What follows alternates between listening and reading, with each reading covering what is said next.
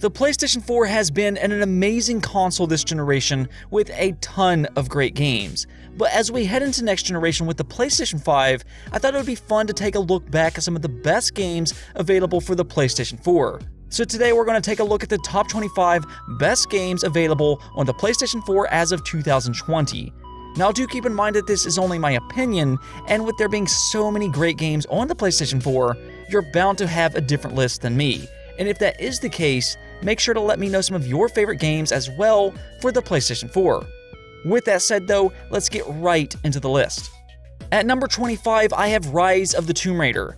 Lara Croft is one of the most recognizable mascots for video games dating back to the 90s, and Square Enix did a great job with the Tomb Raider reboots. The best of which is very possibly Rise of the Tomb Raider. It has an engaging story and plot, the world is fun to explore, and the gameplay itself is just phenomenal. Whether that be with the shooting mechanics, the platforming, or even its puzzle elements with things like hidden tombs, Rise of the Tomb Raider is an excellent game, and actually I would recommend playing the entire trilogy. Shadow of the Colossus was one of the best games for the PlayStation 2 and PlayStation 3, so funny enough it's also one of the best PlayStation 4 games. The thing is though, Shadow of the Colossus for the PlayStation 4 is probably the best of all three, thanks to it being a complete remake with gorgeous visuals. Shadow of the Colossus has always been a very unique game where you take on colossal monsters by climbing these beasts and exposing their weak points, but the graphics in this game is just superb. For me though, there has never been a game quite like Shadow of the Colossus and the way it absorbs you into the world. This is why it's actually one of my favorite games ever made. Street Fighter V didn't exactly have a great launch. It was kind of bare bones with little content, but one thing this generation has shown us is that games can evolve over time. Street Fighter V is a prime example of just that, as they have continuously brought more characters, levels, and content. Now here we are in 2020, and Street Fighter V is arguably the best fighting game on the market with a very competitive fighting game community. Seriously, if you want to get into competitive fighting games, then Street Fighter V is definitely a good game to pick up. Rocket League has been one of the biggest surprises for me this generation. When it first released, I didn't know what to think of this game. It was just a car pushing a ball into a goal, but when I actually played it, I was blown away by just how good it truly is. In fact, it's one of my most played games this generation, and even though anybody can jump in and play Rocket League, there is a very high skill ceiling for this game. Rocket League is a unique and fresh idea, and it's also, in my opinion, the best sports game available right now.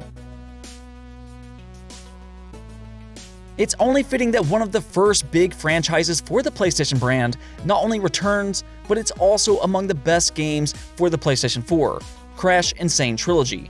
This is the entire original trilogy with updated graphics, but that same unique feel of Crash Bandicoot. The Crash Insane Trilogy somehow managed to keep that same charm from the 90s with its brutal difficulty, and I think one of the reasons is because of how unique it is. It is a 3D platformer, but plays completely different with different fields of view. This is an insanely fun trilogy and can be very addictive for those looking to get platinum trophies. It still amazes me to this day that Hellblade was developed by a small team of about 20 developers.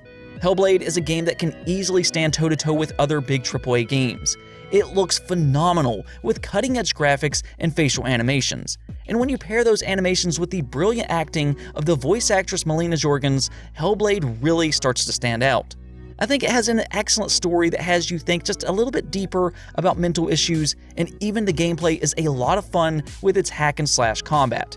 It is linear, but I think it's one of the best single-player games available for the PlayStation 4. For years, fans have wanted Obsidian to work on a game similar to Fallout. After all, they did an excellent job with Fallout New Vegas, and many believe that New Vegas is actually the best in the entire franchise. Well, fans finally got what they wished for with The Outer Worlds, and they delivered in a big way. This is an excellent first-person shooter RPG with a lot of character. The world building is top-notch with not only humorous characters, but the world itself is just fascinating to explore with them poking fun at corporate culture. If anything, Obsidian once again proved why they are considered one of the best RPG developers in the industry. When it comes to story-driven games, I'm not sure you can pick a much better game than Yakuza 0. The story in Yakuza 0 is simply amazing, with plenty of twists and turns that keeps you invested for its entire 30-hour-long campaign. And even though this game looks goofy on the surface with its beat-em-up style combat, it is super fun, offers a lot of activities to do through minigames, probably one of the most atmospheric games I've ever played, and the story itself is very serious and will likely make you cry when all is said and done. With that said, all of the dialogue is in Japanese, and that may turn off some players, but I do encourage you to check this one out because it really is that good. For years, I have wanted to see Assassin's Creed go to Japan and do the samurai setting.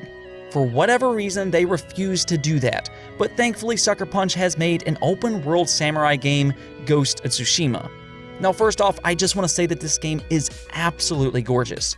While the facial animations aren't the best, the world is almost unbelievable with how pretty it actually is. A lot of this comes down to vegetation, and you'll be stopping non-stop by how breathtaking it is. It's also a fun game with its combat and even the stealth-based gameplay.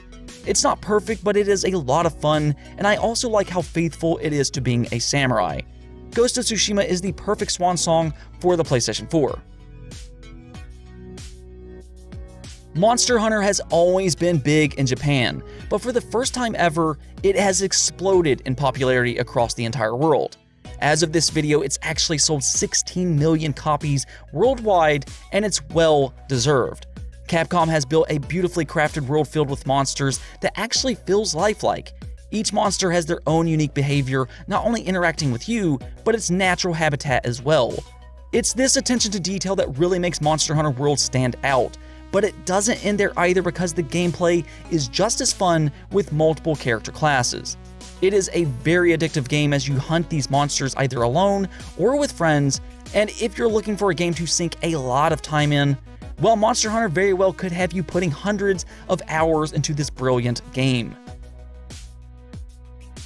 I've always liked Remedy Entertainment and their games, as they do make very unique worlds with good sci-fi stories, and Control is a perfect example of this. The entire game plays out like a Metroidvania in a building that continuously morphs and changes. Truly, it is a beautiful game to watch in motion, though that is the thing. I do recommend playing this game on the PlayStation 4 Pro because the standard consoles being the Xbox One and the PlayStation 4 has struggled with this game. With that said, it's a very fun third-person shooter with a lot of abilities that basically makes you feel like a superhero. It may not be as popular as some of the other games on this list, but I do believe it's one of the best games available right now. Resident Evil 2 is the perfect example of how to do a remake. This is a true AAA remake of a classic PlayStation game, and they didn't just simply do a remaster, but rather they took an already good game and took it to the next level. It's now one of the best looking games available with the Resident Evil engine. They added new additions to the game for some new surprises, and the gameplay is both tense but fun at the same time. Even the story is really good in Resident Evil 2, which is probably why so many people view it as one of, if not the very best horror game to ever be made. Now, I do want to give a shout out to Resident Evil 7 and 3 as well. I do think that both of those are great games too, but I think 2 ended up being the best of all 3. Nier Automata has been one of the most surprising games for me this generation. It absolutely blew me away in terms of its story, its world, its music, and its gameplay. In fact, I would flat out say that Nier Automata is a masterpiece. You do have to beat the game at least 3 times, or basically play 3 different timelines to actually reach the end of the game, and it is so worth it. The gameplay is insanely fun with its hack and slash combat, though it always mixes things up with new gameplay mechanics, such as shoot 'em up sections, and quite honestly, it's actually probably in my top 5 favorite games this generation. Rainbow Six Siege launched to a bit of a rocky start. Its servers were not great, and it didn't have a ton of content, but there was always a great game there. It just had to hit its stride with a few tweaks and expansions, and once it did, there was no turning back. Rainbow Six Siege exploded in popularity for its unique tactical team-based gameplay. You can choose from a plethora of characters that all have their own abilities, which can have a huge impact on the game and how you play.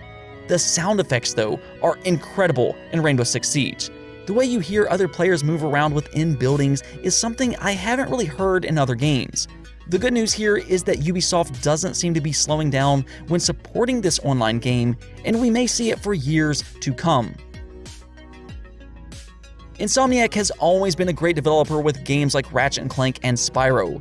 Spider-Man, though, may be their best yet. Much like Ratchet & Clank, you do get to take advantage of several insanely fun gadgets, and I think that Spider-Man may be the most fun open-world game that I've ever played. What I mean by that is that it's actually fun to travel the world thanks to how Spider-Man swings building to building.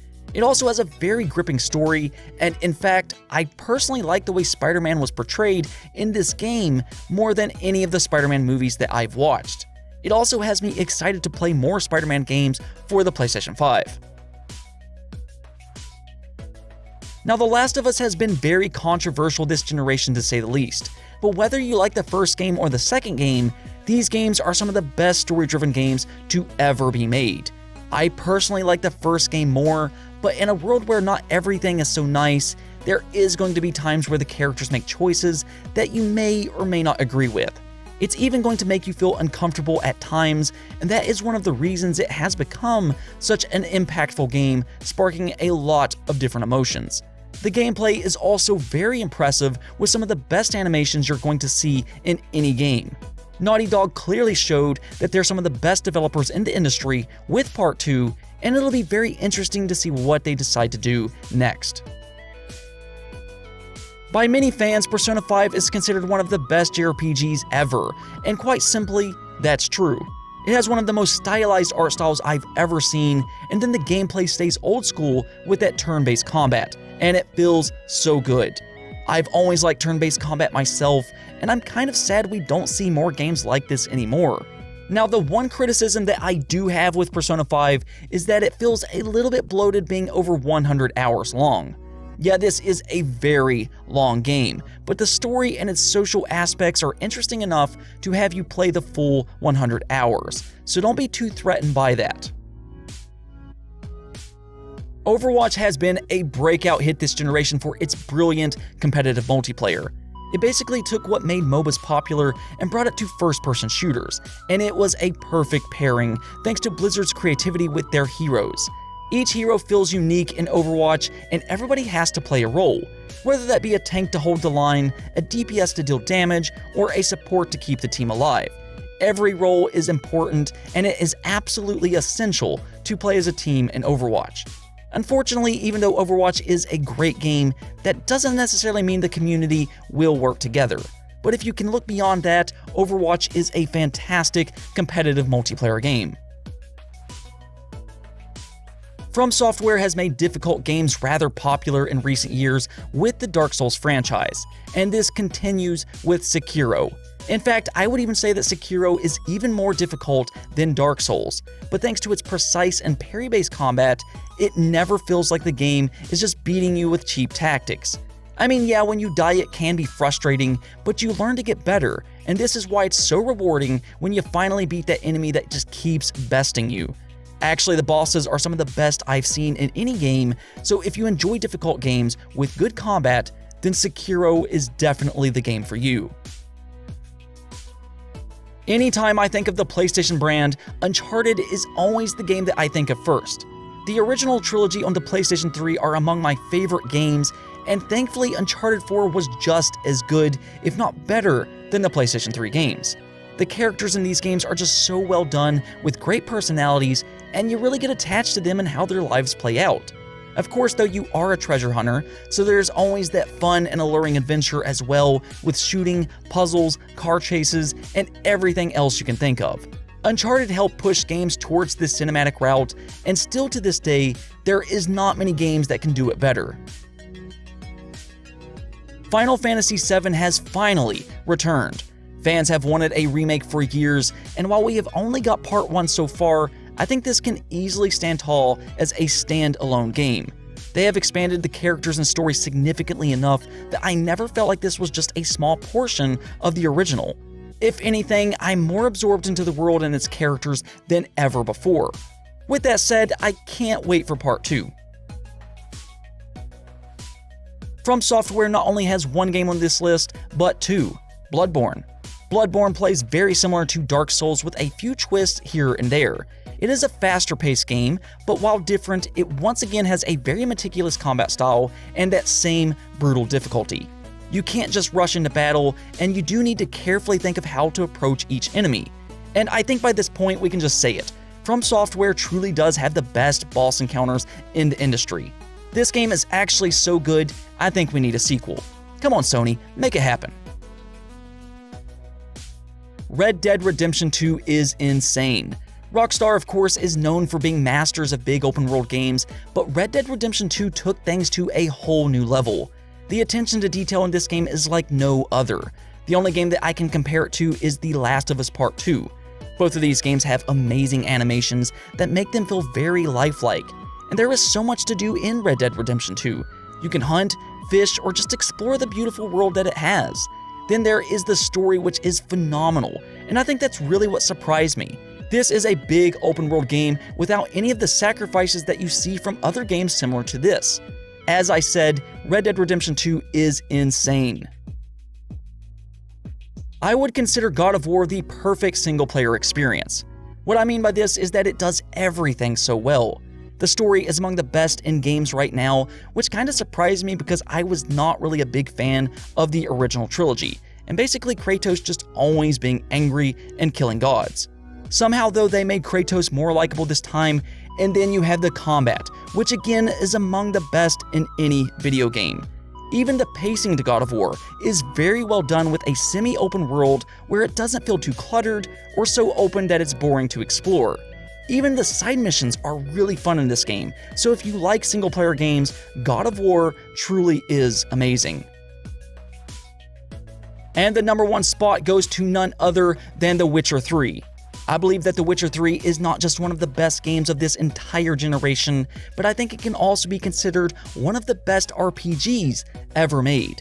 The story is incredible with engaging characters, the world is fun to explore, the combat is unique and interesting, you have meaningful choices to make that will impact the world around you, and even its side missions are interesting. I don't usually like side missions, but some in this game are more interesting than main quests in other games. That's how good The Witcher 3 is, and if you haven't played it yet, go do yourself a favor and check out The Witcher 3.